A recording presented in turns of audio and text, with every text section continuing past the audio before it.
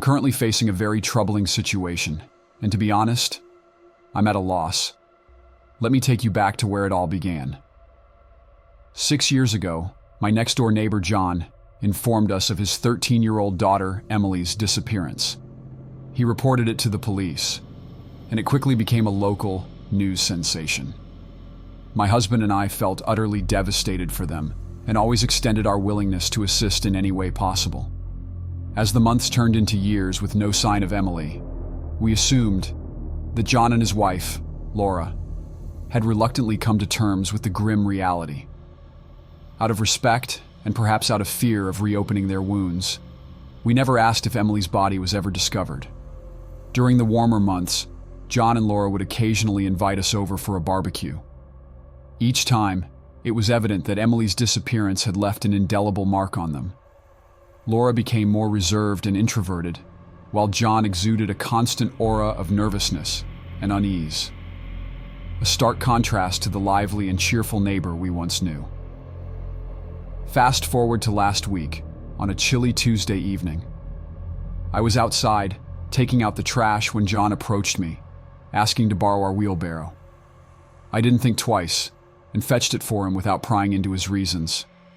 He thanked me, mentioning he had some gardening to do, and promised to return it the next day. With that, he disappeared into his backyard. Later that night, as I prepared for bed, I glanced out of our upstairs window, which offers a clear view into John's backyard. To my surprise, I saw him laboriously digging a substantial hole in the ground. Given his age, mid-50s, it was clear he was struggling. I decided to grab my gloves and offer some assistance. Upon calling out to him, he startled, dropped my wheelbarrow, and hurried over, his face a mask of anxiety. No, it's okay, I've got it, please just leave," he said urgently. His reaction was so peculiar that I was momentarily speechless. "What's wrong with you? It's not a big deal," I replied, more puzzled than offended. His response was firm and unsettling. "I will not allow you to use that wheelbarrow in my backyard," and he pointed towards the gate, dismissing me like an intruder. Bewildered by his behavior, I left without further protest. Back in my house, I couldn't shake off the strange encounter. From my window, I continued to watch him dig for what felt like another hour. Once he finished, he looked around nervously, scanning the neighboring houses to ensure no one was watching. I ducked out of sight, but not before he spotted me. Our eyes met briefly before I casually walked away, pretending it was a mere coincidence. As the night deepened, around 2 a.m., I heard the unmistakable sound of shoveling. Peering out, it was too dark to see clearly, so I slipped outside and crept towards the fence separating our yards. There he was again, illuminated by the faint moonlight, digging frantically. When he finally retreated into his house, I seized the moment to sneak into his yard. To my horror, I saw a small piece of a black garbage bag protruding from the earth at the bottom of the hole. Panic surged through me as I debated whether to investigate further. Ultimately, fear got the better of me, and I rushed back to my yard, a decision that proved wise, as John emerged moments later, now heading to the far side of his house and out of sight. I returned to bed, my mind racing, trying not to disturb my sleeping husband. The next morning, my first instinct was to check John's backyard. The hole was now completely filled in, the ground meticulously patched up. Moreover, his truck was parked on the street instead of his driveway, an odd and disconcerting detail. The entire situation gnawed at me, the image of that black garbage bag haunting my thoughts. What if that bag contained Emily's remains? What if John had unearthed something to dispose of it elsewhere? These unsettling thoughts plagued me, but I couldn't bring myself to voice them to anyone, not even my husband. John never returned the wheelbarrow, and I've refrained from asking for it.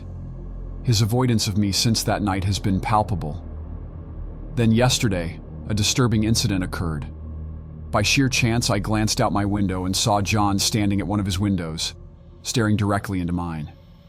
Our eyes locked, and he quickly shut his blinds. This unsettling exchange, happening in broad daylight, left me rattled.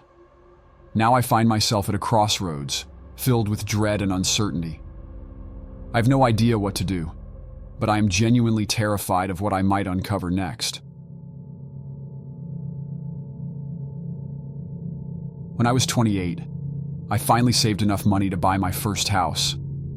It was a modest bungalow in an older part of town. The neighborhood wasn't ideal, with its pothole-ridden streets and houses in need of repair, but it was mine, and I was proud of it. Shortly after moving in, I made an effort to meet my neighbors.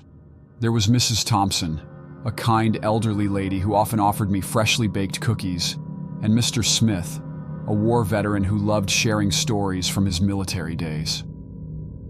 Most people were friendly and welcoming, which was a pleasant surprise given the neighborhood's reputation. However, one neighbor stood out. His name was George, a man in his 60s with a worn-out appearance and peculiar behavior. He lived 3 houses down from mine and frequently knocked on my door at odd hours, asking for various things. Sometimes it was sugar, other times a charger for his phone. While these requests were slightly inconvenient, I tried to be understanding. Things took a turn when George started asking for money. The first time he claimed he needed it for medication. I gave him some cash, thinking he was genuinely in need. But the requests became more frequent and I began to feel uncomfortable. I started ignoring his knocks, hoping he would take the hint. One night while I was watching TV, I heard a persistent knock. I looked through the peephole and saw George looking more agitated than usual. Reluctantly, I opened the door. He asked for help with his new barbecue grill. It was around midnight, a strange time for grilling, but something in his expression made me feel sorry for him. Against my better judgment, I agreed to help. I told him to wait while I put on my shoes. As I followed him to his house, I noticed it was completely dark. Not a single light was on, not even a porch light. When we reached his backyard, there was no grill in sight, and the back door was wide open. "Where's the grill?" I asked, trying to mask my unease. He gestured towards the dark interior of the house. "Inside," he said. "I need help getting meat from the freezer in the basement." My instincts screamed that something was wrong. I asked if he could turn on a light, but he claimed the lights were broken. Every alarm in my mind went off.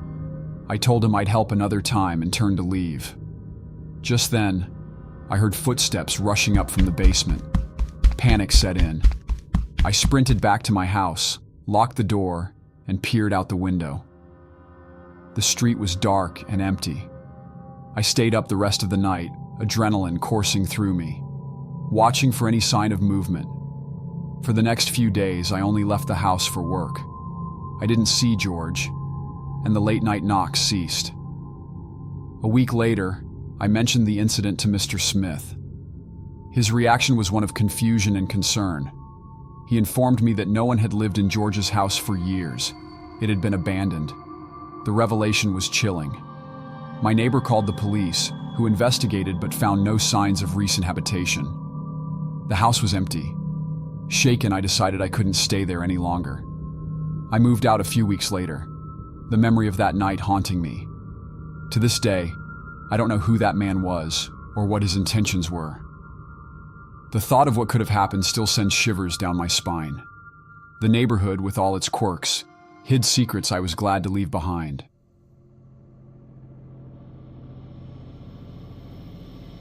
My girlfriend Emily and I recently moved into a quaint little house in a quiet suburban neighborhood in New Jersey.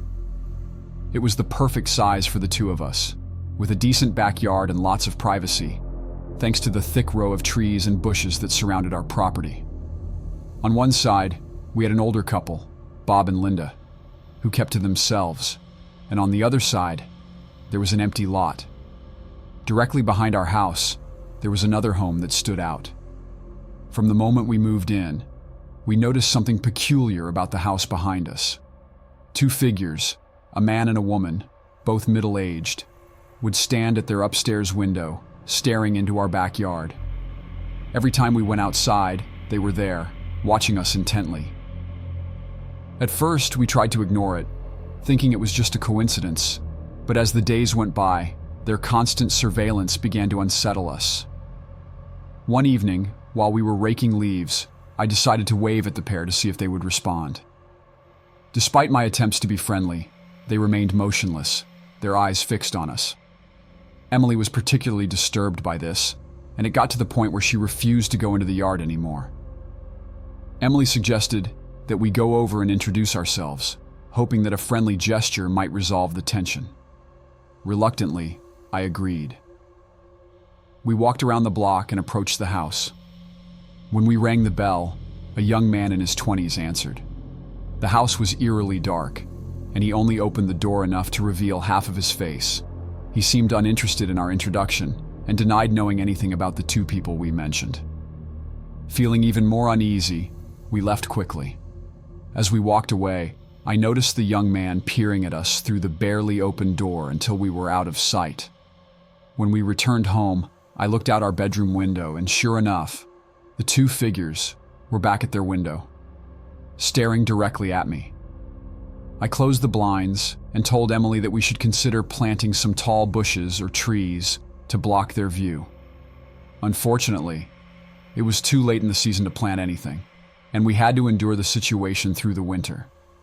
A few nights later, we heard a strange knocking sound coming from downstairs. I told Emily to stay in bed while I investigated.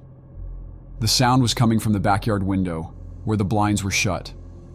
It was unmistakably the sound of a fist knocking on the glass. I turned on the backyard light, and the knocking stopped immediately. I didn't have the courage to look outside and quickly returned to the bedroom, telling Emily that I had scared away whoever it was. For the next 2 weeks, we didn't see the figures at the window, and we hoped that the creepy occurrences were behind us. However, one night, we were startled by the sound of loud yelling coming from the house behind us. The yelling was so loud that we could hear it through our closed windows. It abruptly stopped, leaving an eerie silence. We considered calling the police but decided against it, unsure of what to report. The unsettling events had left us on edge, and we were seriously considering moving.